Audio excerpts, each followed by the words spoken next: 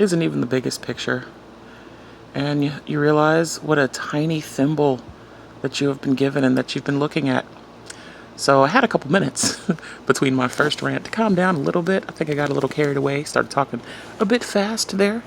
But there's a heck of a lot going on.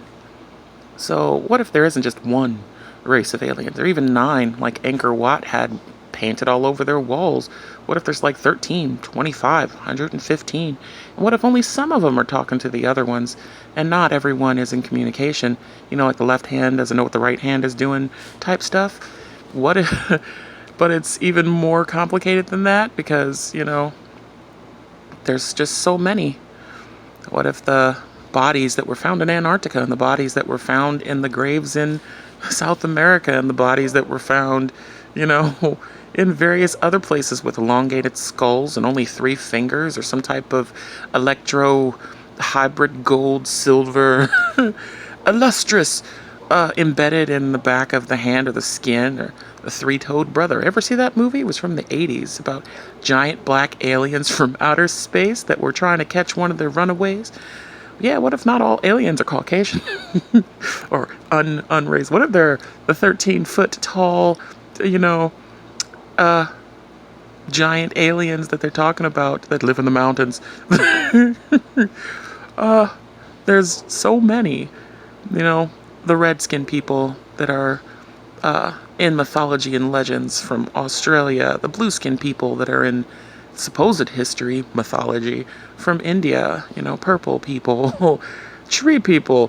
What if the trees are probably smarter than us? What if dolphins are smarter than us? What if octopi are smarter than us? Because it's kind of proved that their brains work in a way that can process way more information than ours are even able to right now. And what if they did that on purpose?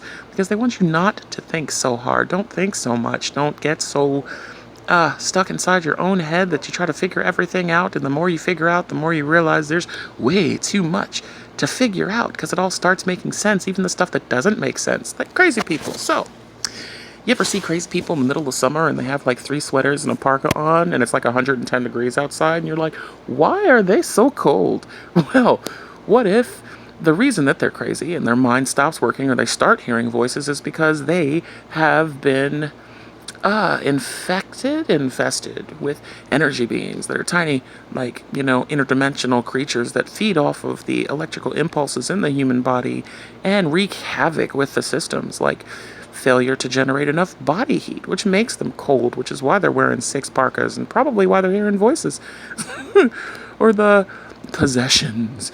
You know, if you get all religious based with stuff and people acting weird and doing weird stuff, flashing lights, you know, floating, emitting things in the middle of the dark, weird voices. What if that's them taking over? Like someone stole your car, except they stole your body. What if your soul is actually just the cluster of electric impulses that creates your consciousness and existence, and someone hijacked your Porsche? They just ripped that sucker out and jumped in there, took it for a ride because they were bored. What if they're just hanging out trying to figure out what to do? So they took your body for a spin.